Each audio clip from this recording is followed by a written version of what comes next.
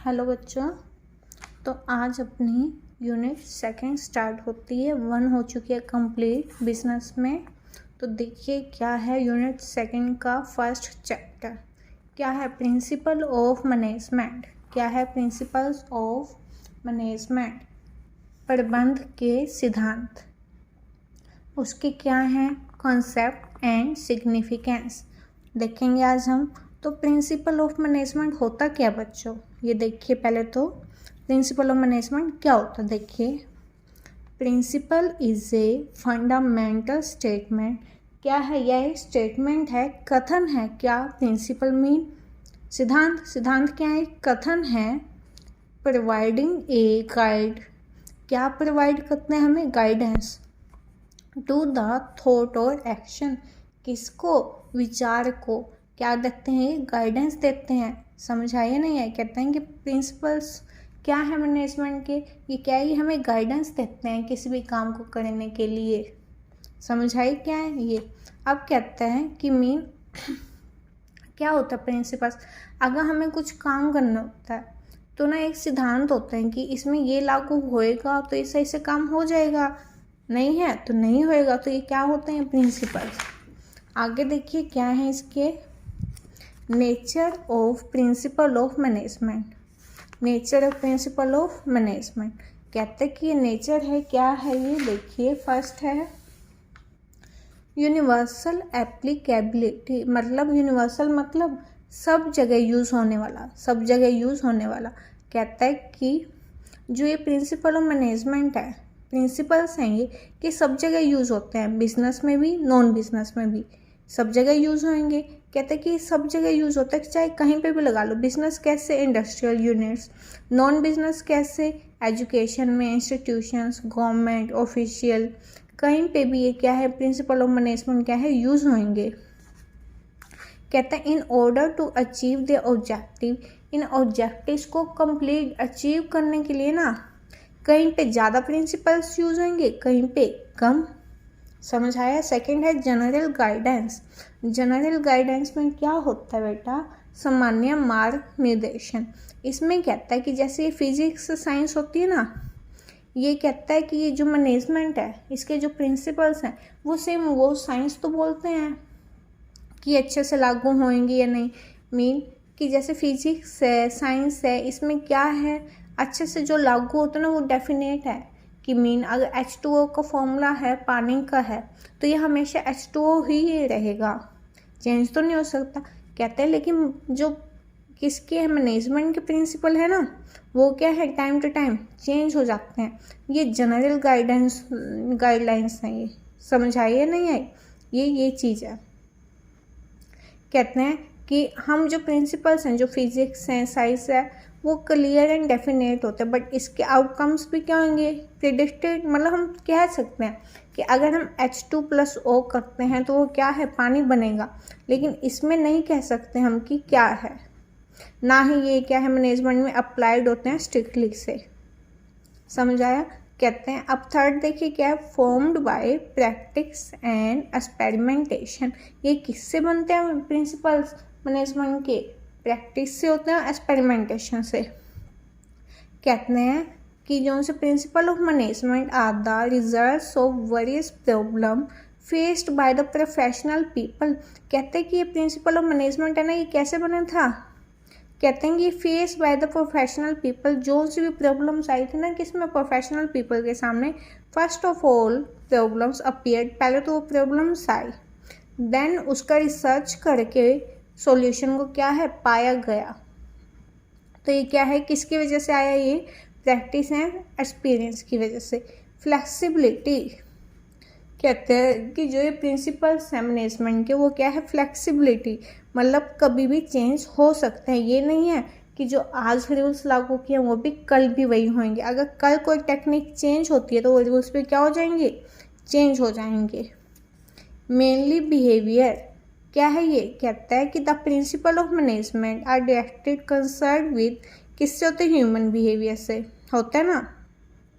They ensure a better relationship. कहता है कि किस में होना चाहिए better relationship? Man power working at all the organisational level. कहते हैं कि ये क्या है, बेटर रिलेशनशिप बनाता है किसमें, जो भी पर्सन काम कर रहे हैं किसमें, ऑर्गेनाइजेशन में। तो ये क्या है, they also establish relation between human and material resources. समझा गया? Yes. Relationship between cause and effect. कहता है कि रिलेशनशिप होता है किसमें, कॉज में और इफेक्ट में। अगर कॉज है तो उसका क्या होगा, इफेक्ट भी होगा। कहता है कि the principle of management establish A relationship between cause and effect. They specify what the ultimate outcome will be if in a particular situation work is done in a particular manner. कहता है कि क्या what the ultimate outcome will be, क्या ultimate outcome, हमारा जो outcome है वो क्या होगा इन पर्टिकुलर सिचुएशन में, जब इस ढंग से काम किया जाए। मतलब कि मान लो कि अगर एक काम को कई पर्सन में बांट दिया जाए तो क्या है, वो स्पेशलाइजेशन होएगी या नहीं होएगी, उसकी होएगी। अगर होएगी तो वो क्या है, कोज क्या है, हमने वर्क को क्या है किसमें, कई भागों में बांट दिया। अफेक्ट क्या हुआ, उससे अगर कई भागों में बांट दिया तो वो काम क्या होने लग गया, ज़्यादा से जल्दी। समझ आ गया? अब क्या है कंटिंजेंट। क्या है कंटिंजेंट के लिए मतलब, देख कंटिंजेंट होता है कि मतलब कहता है कि जब भी हमारी कोई भी रिलेशन होता है या कुछ भी होती है ना हमारी, क्या बोलेंगे, जैसे कि कहता है कि ना, देखिए क्या कहते हैं, the principle of management are not fixed. कहते हैं कि जो प्रिंसिपल ऑफ मैनेजमेंट है वो फिक्स भी नहीं है। They are affected by situation. वो क्या है, अफेक्टेड बाय सिचुएशन है। जैसे सिचुएशन होगी वैसे ही हम उसको लागू कर देंगे। समझाया ना कि मतलब कॉन्टिजेंट है कि अनिश्चित है कि कभी लागू होगा या कभी नहीं होगा। आगे देखिए significance of principle of management, mean इनकी इम्पोर्टेंस क्या है।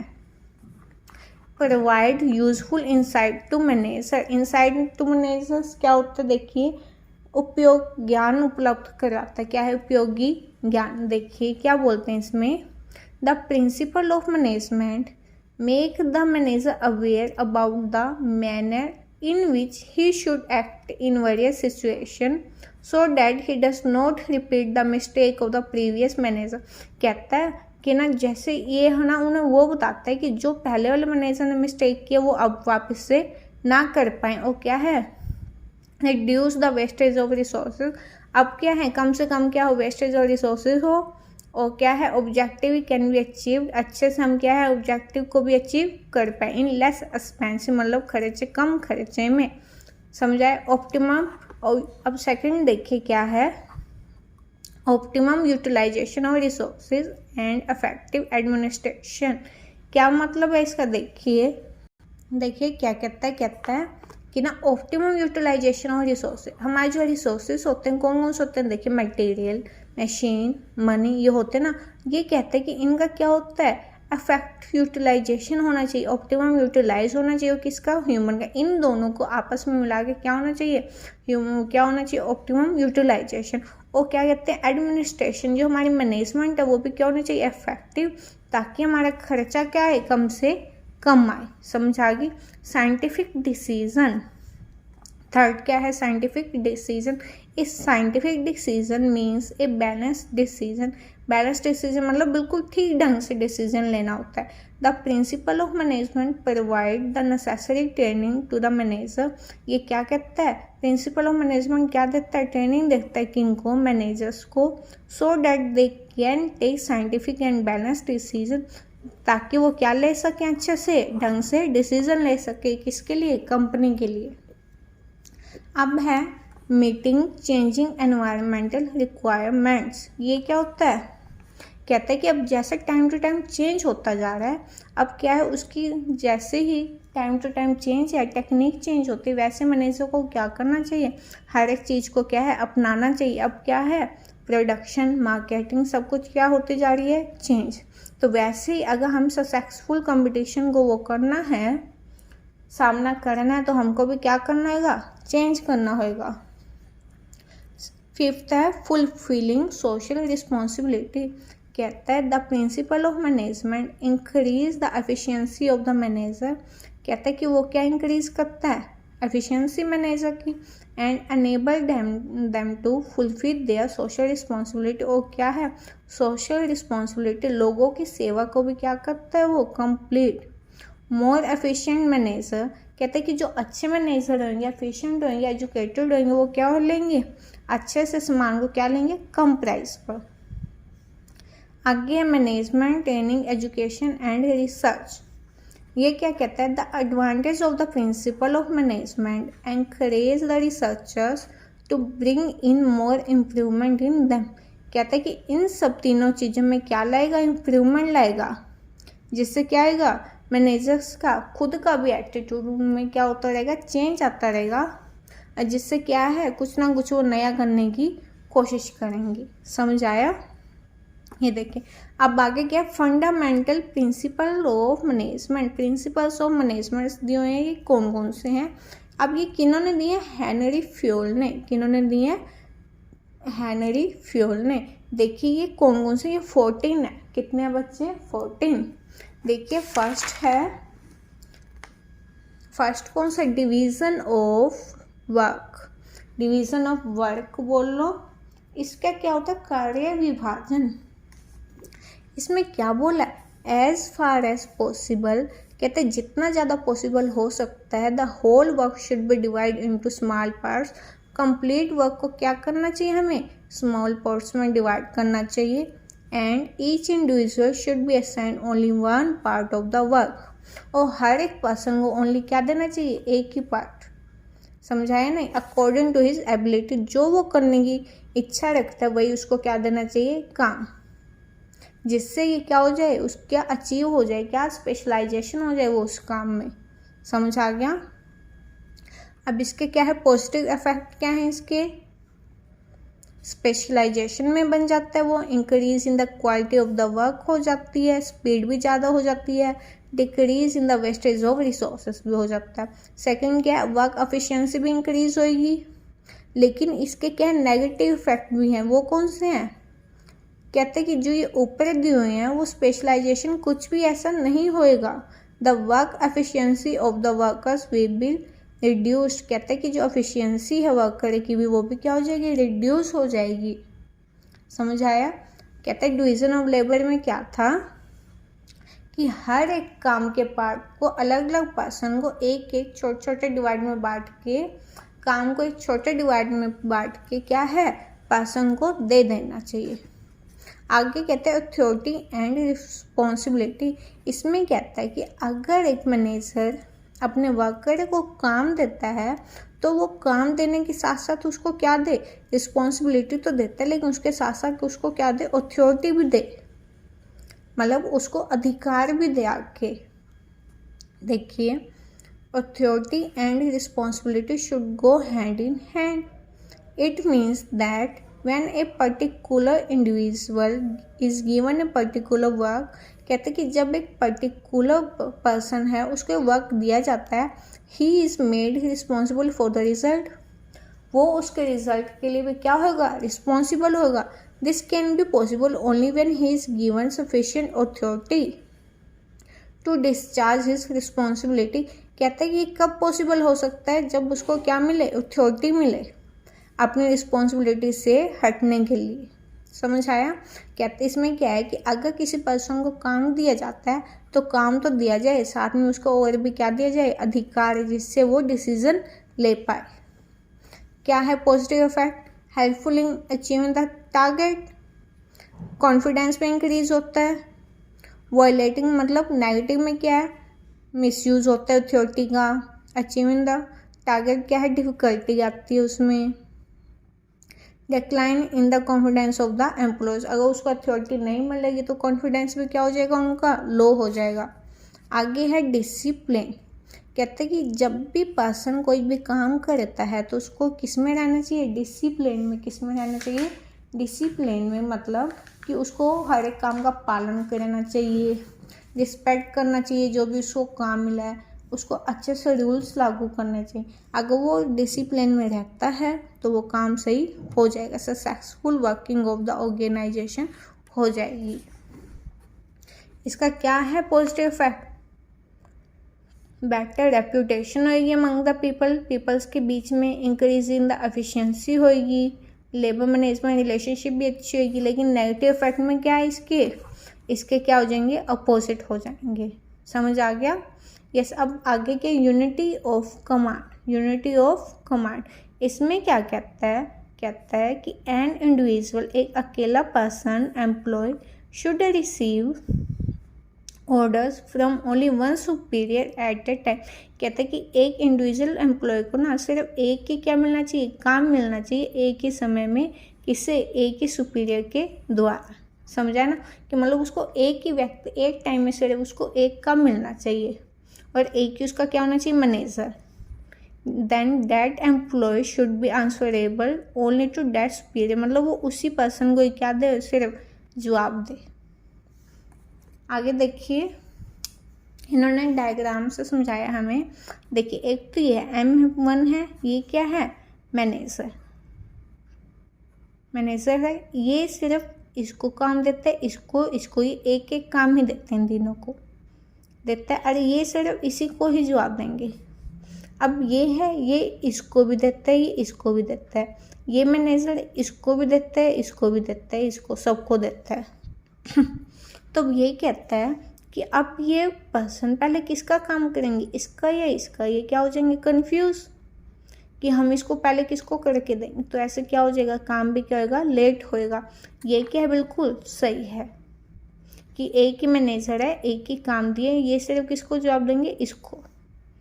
तो ध्यान किस में लग जाएगा इनका, सिर्फ इसी में। तो पॉजिटिव इफेक्ट क्या है इसके, नो कन्फ्यूजन नहीं होगी, एफिशिएंसी क्या होगी, इंक्रीज हो जाएगी, सुपीरियर की भी क्या हो जाएगी, इंक्रीज हो जाएगी, रिस्पॉन्सिबिलिटी भी क्या है, फिक्स है, एटमॉस्फेयर क्या है, भाईचारे वाला। आगे इसके डिसएडवांटेज क्या है, इसके बिल्कुल अपोजिट हो जाएंगे, वही बात है। अब यूनिटी ऑफ डायरेक्शन, ये क्या है, देखिए, that there should be one head, एक ही हेड होना चाहिए, फॉर वन प्लान, एक प्लान के लिए, फॉर एक ग्रुप के लिए, of activities having the same objective, जिसकी सेम ही ऑब्जेक्टिव हैं। फॉर एग्जांपल, मान लो कि एक स्कूटर बनाता है कंपनी, और एक क्या बनाती है, कार बनाती है ना। तो ये स्कूटर भी बनाती है, कार भी बनाती है। हैंस हैविंग टू डिविजन्स है। अब स्कूटर वाली उसमें चला जाएगा, सब जो स्कूटर बनाता है, कार वाले क्या चला जाएगा, कार में। तो वो क्या अपनी अलग अलग क्या हो जाएंगी, प्रॉब्लम्स हो जाएगा। पॉजिटिव इफेक्ट्स देखिए इसके,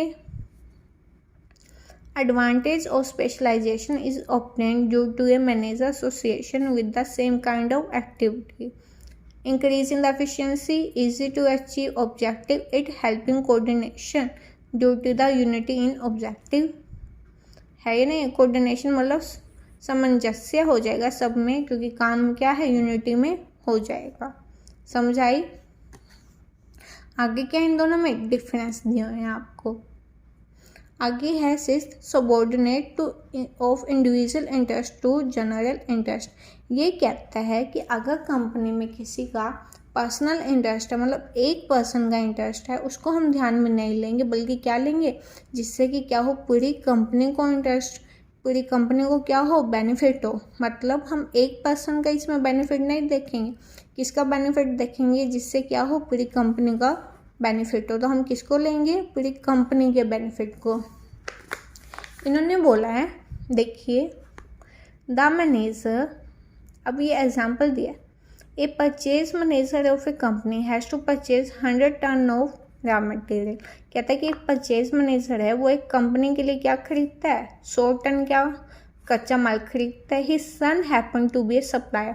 अब वो कौन बेचता है उसको, उसका बेटा बेचता है ना उसको। एक मैनेजर का बेटा क्या बेचता है, कच्चा माल, तो वो मैनेजर उससे खरीद लेता है। लेकिन क्या कहता है, the manager purchase the raw material from the firm of his son at a higher than the market rate. कहता है कि ना वो मैनेजर है ना, वो क्या लेता है, उससे ज़्यादा रेट पे ले लेता है अपने बेटे से, जो क्या है, मार्केट रेट से बहुत ज़्यादा है।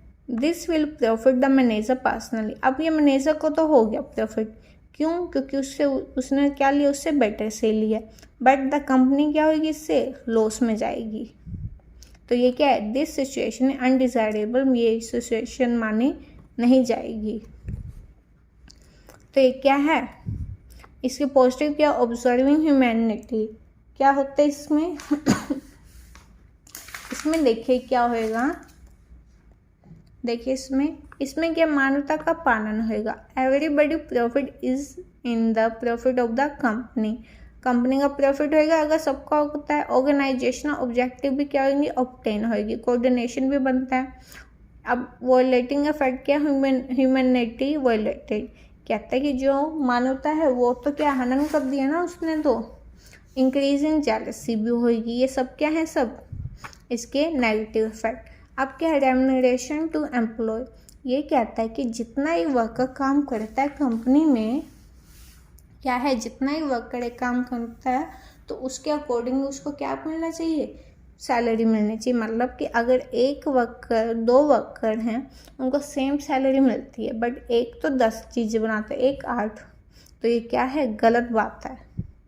उसको उतने पैसे दो जितने वो काम करता है। अब इसको पॉजिटिव क्या है इफेक्ट, कहता है इंक्रीज इन द एंकरेजमेंट, तो होगा, उनको पैसे मिलेंगे ज़्यादा। स्पिरिट ऑफ डेडिकेशन भी होएगा, डेडिकेशन से काम होएगा। Decline in the labour turnover rate, मतलब कि छुट्टियां भी क्या लेंगे, कम लेंगे। आगे क्या है, वायलेटिंग नेगेटिव में क्या है, सेटिस्फैक्शन क्या होगी, एम्प्लॉयज़ की कम होएगी, डिसऑनेस्टी होएगी, छुट्टियां क्या लेंगे, ज़्यादा लेंगे। आगे है सेंट्रलाइजेशन एंड डिसेंट्रलाइजेशन, इसमें क्या होता है बच्चे, कहता है कि अगर कोई सा काम ऐसा है कि हमने बांटना है, सेंट्रलाइजेशन मतलब कि हमने नहीं बांटना, कहता है कि सेंट्रलाइजेशन है और डिसेंट्रलाइजेशन। अगर हमने कोई काम ऐसा है, देखिए, according to the principle the superior should adopt effective centralisation instead of complete centralisation and complete decentralisation.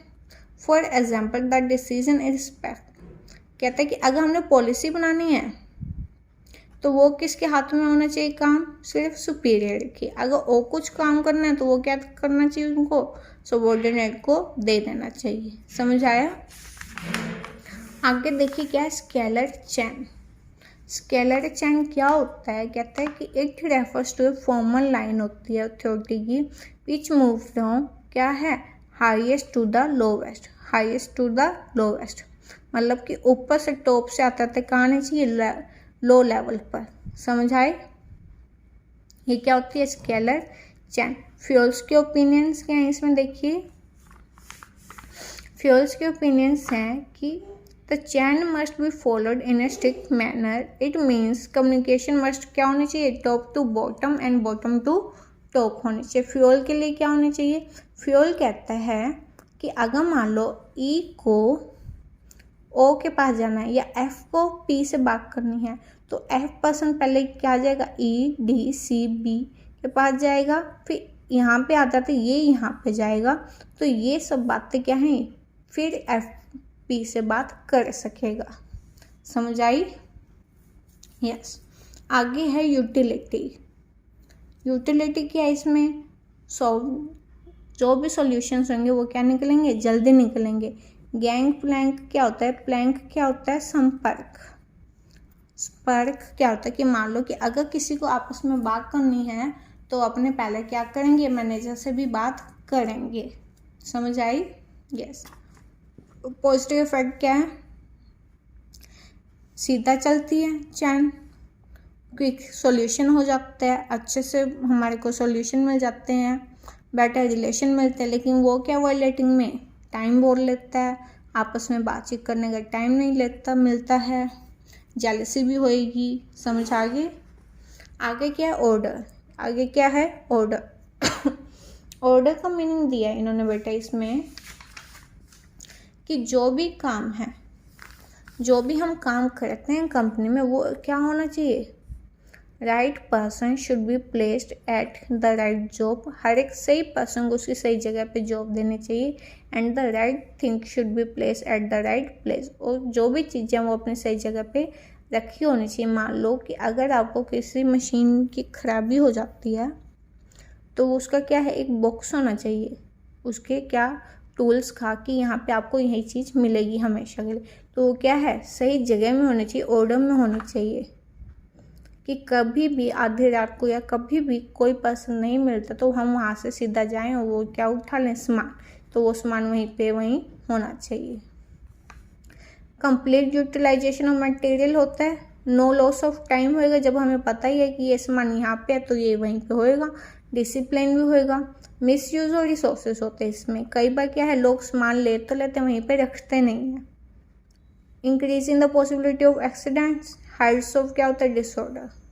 अब कहता है इक्विटी, क्या है ये, इक्विटी मतलब समानता, कहता है कि इसमें क्या है, समानता होनी चाहिए, कोई भी चीज़ क्या होनी चाहिए, अलग अलग नहीं होनी चाहिए। कि मान लो वही बात है, अभी मैंने आपको पहले भी समझाया था, ये अभी भी समझा रही हूँ, क्या है कि मतलब जो जैसा काम करता है उसको उसी हिसाब से काम के पैसे देने चाहिए, उसी के साथ बिहेव वैसे ही करना चाहिए। समझ आया नहीं आया, ये बात हो जाएगा। अब क्या है, स्टेबिलिटी ऑफ पर्सनल, पर्सनल मतलब एम्प्लॉयज़, स्टेबिलिटी मतलब रहना उसमें। कहता है कि देयर शुड बी स्टेबिलिटी, मतलब ये है कि अगर हमने हमारी कंपनीज में एम्प्लॉयज़ लगाए हैं तो उनको जल्दी से निकालना नहीं चाहिए, उनको क्या है लंबे समय के लिए रखना चाहिए। पॉजिटिव क्या है, टेन्योर मतलब क्या होता है, समय, कि लंबे समय के लिए रखो, ये नहीं कि आज लगाया तो 2 महीने बाद निकाल दिया, 6 महीने के बाद निकाल दिया। तो ये क्या है, increase in the confidence of the employ, अगर वो लंबे समय के लिए रहते हैं तो वो क्या होता है, कॉन्फिडेंस भी क्या होती है उनकी, इंक्रीज होता है। Increase in the reputation of the company, उनकी रेपुटेशन ऑफ द कंपनी भी क्या होगी, इंक्रीज होगी। स्किल्ड वर्कर्स भी मिलेंगे उनको, क्योंकि लंबे समय के लिए होगा तो वो स्पेशलाइजेशन आप आ जाएगी उसमें, एक्सपेंसिव भी नहीं होगा ट्रेनिंग पे। और वर्ल्ड लाइटिंग में क्या आएगी, इससे सब अपोजिट। इनिशिएटिव, इनिशिएटिव क्या होता है, 13 पॉइंट है इनिशिएटिव। इनिशिएटिव होता है कि अगर कोई भी काम नया किया जाता है तो उसमें क्या है, सबको अपॉर्चुनिटी मिलनी चाहिए, हर एक वर्कर्स को, मैनेजर को, कि वो क्या अपनी बात को रख सकें आंखें। समझ आया, कि मीन वो भी अपने आइडियाज़ दे पाएँ, ये नहीं समझे कि ये टॉप लेवल का है या लोअर लेवल का, वो सब अपने अपने क्या दे उसमें पॉइंट्स रखें। समझ आए। देखिए, इंक्रीजिंग द थिंकिंग पावर होगी एम्प्लॉयज़ की, इंक्रीज कोऑपरेशन भी आपस में होगा ज़्यादा, increase in the sense of attachment भी ज़्यादा हो जाएगी। समझ गए। अगर वो उनको नहीं देते इनिशिएटिव करने की तो क्या आएगी उनकी नेगेटिव में, थिंकिंग पावर नहीं होगी, एटमॉस्फेयर भी अच्छा नहीं होएगा। लास्ट पॉइंट है एस्पिरिट द कॉर्प्स, इसमें कहता है कि क्या है, हमें भावना होनी चाहिए, सहयोग की भावना होनी चाहिए। मतलब अगर हम कोई भी काम करते हैं तो एक मैनेजर उनको ये ना बोले कि मैं ये कर सकता हूँ, मैं की जगह वो क्या बोले, हम सब मिलकर ये सब काम कर सकते हैं। मतलब कि इसमें क्या होना चाहिए, सहयोग की भावना होनी चाहिए। हो जाएगा। तो ये आज आपका क्या होता है चैप्टर कंप्लीट। Thank you.